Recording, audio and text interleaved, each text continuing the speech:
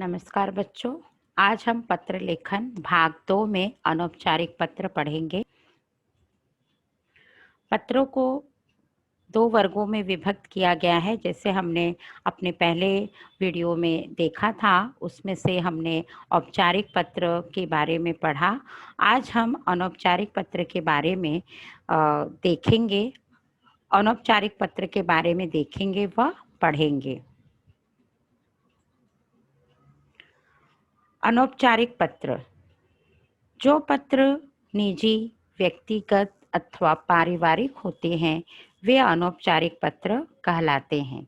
इन पत्रों में प्रेषक अपनी बात व भावना को उन्मुक्तता के साथ बिना लाग लपेट लिख सकता है।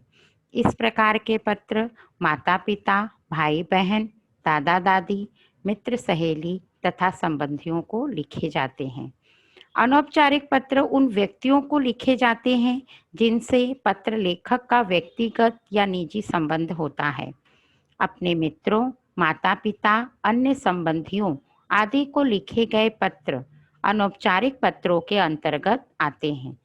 अनौपचारिक पत्रों में आत्मीयता का भाव रहता है तथा व्यक्तिगत बातों का उल्लेख भी किया जाता है। इस तरह के पत्र लेखन में व्यक्तिगत सुख दुख का ब्यौरा एवं विवरण के साथ व्यक्तिगत संबंध को उल्लेख किया जाता है। जैसे कि बच्चों, संबोधन तथा अभिवादन विश्व के अनुसार करना चाहिए। प्रारंभ में जिस पत्र को लिखा है उसका कुशल क्षेम पूछना चाहिए। लेखन नया सम्मान सहित प्रभावी शब्दों और विषय विवेचन के साथ होना चाहिए। रिश्ते के अनुसार विषय विवेचन में परिवर्तन अपेक्षित है। इस पत्र में विषय उल्लेख आवश्यक नहीं है।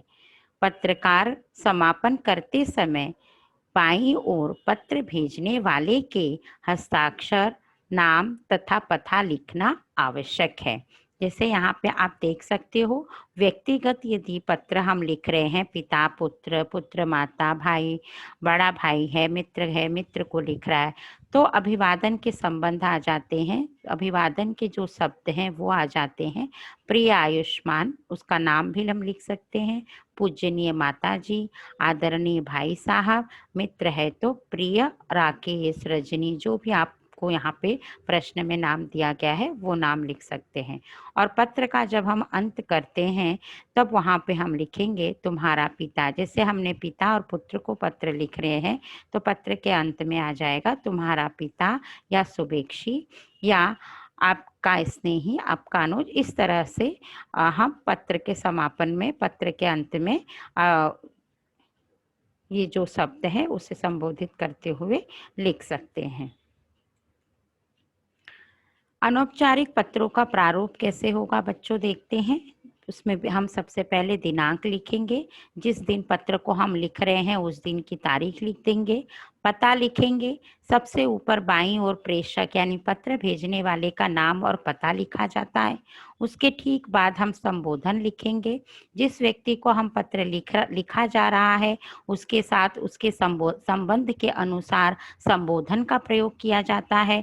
जैसे कि बड़ों के लिए पूजनीय, पूज्य, आदरणीय आदि के शब्दों का प्रयोग किया जाता है और छोटों के लिए प्रिय, प्रियवर, स्नेही आदि का प्रयोग किया जाता है, जैसे कि मैंने आपको पहले ही चित्र में दिखाया है। फिर हम लिखेंगे अभिवादन। जिसको पत्र लिखा जा रहा है उसके साथ संबंध के अनुसार, जैसे कि सादर प्रणाम, चरण स्पर्श, नमस्ते, नमस्कार, मधुर प्यार आदि का हम अभिवादन में हम लिख सकते हैं। फिर हम अपने यहाँ पर हमें विषय का उल्लेख नहीं करना है क्योंकि यह पत्र अनौपचारिक पत्र है, तो हम अनौपचारिक पत्रों में विषय नहीं लिखते हैं। फिर हम अपने मुख्य विषय पर आ जाएंगे। मुख्य विषय को मुख्यतः 3 अनुच्छेदों में विभाजित करना चाहिए। वो 3 अनुच्छेद क्या है? पहले अनुच्छेद की शुरुआत कुछ इस प्रकार होनी चाहिए, जैसे कि मैंने कहा हम या मैं यहाँ कुशल हूँ, आशा करता हूँ कि आप भी वहाँ कुशल होंगे। इस तरह से हमें पत्र का शुरुआत करनी है। दूसरे अनुच्छेद में हम पत्र जिस कारण पत्र लिखा गया है उस बात का हमें उल्लेख करना है। तीसरे अनुच्छेद में समाप्ति से पहले कुछ वाक्य अपने परिवार व संबंधियों के कुशलता के लिए लिखे होने चाहिए, जैसे कि मेरी तरफ से बड़ों को प्रणाम, छोटों को आशीर्वाद, प्यार आदि। और उसके अंत में समाप्ति में हम लिखेंगे, अंत में प्रेषक का संबंध, जैसे आपका पुत्र, आपकी पुत्री, आपकी भतीजी आदि। उदाहरण में हम देखते हैं बच्चों, राकेश राधिका यादव, गणेश मार्ग, मुंबई 400667 से नेहरू कॉलोनी पुणे में रहने वाले अपने मित्र को आईआईटी की परीक्षा में चयनित होने पर उसे बधाई देते हुए पत्र लिखता या लिखती है।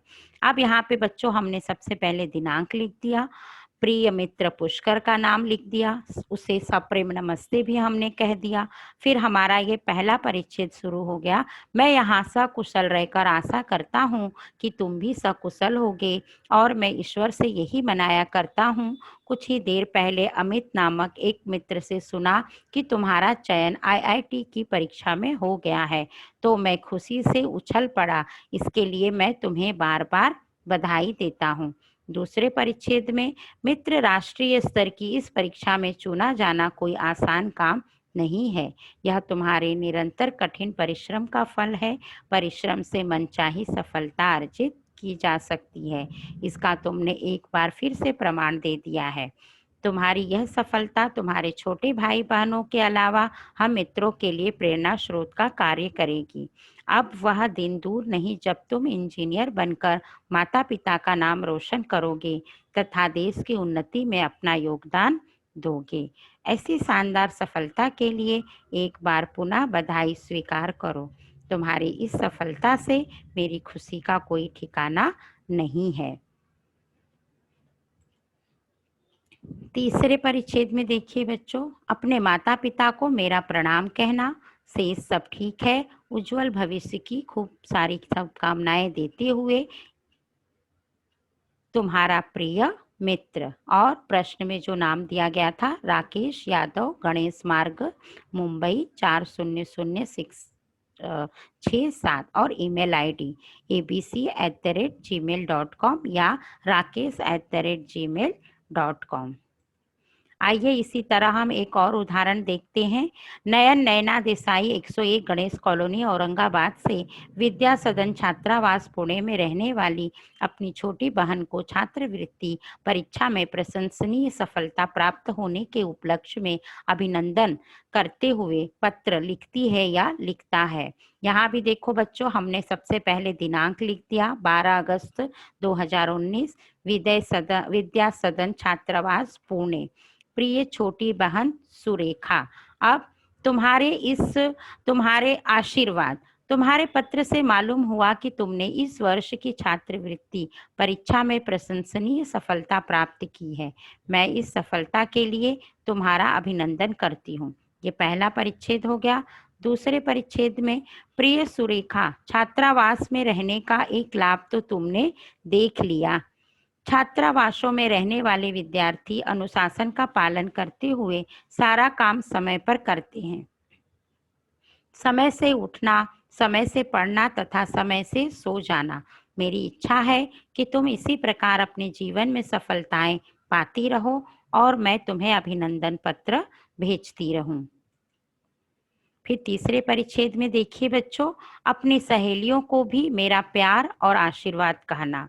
तुम्हारी बड़ी बहन नैना 101 गणेश कॉलोनी औरंगाबाद और ईमेल आईडी abc@gmail.com या naina@gmail.com, दोनों में से हम कोई भी एक ईमेल आईडी लिख सकते हैं। इसी तरह बच्चों, भाग 1 में हमने औपचारिक पत्र लेखन के बारे में देखा कि उसे किस प्रकार लिखना है और कैसे उसे शुरू से लेके अंत तक हमें बहुत ही सरल शब्दों का प्रयोग करते हुए अपने विषय के विषय के अनुसार उसमें हमें अपनी बातों का स्पष्टीकरण देना है।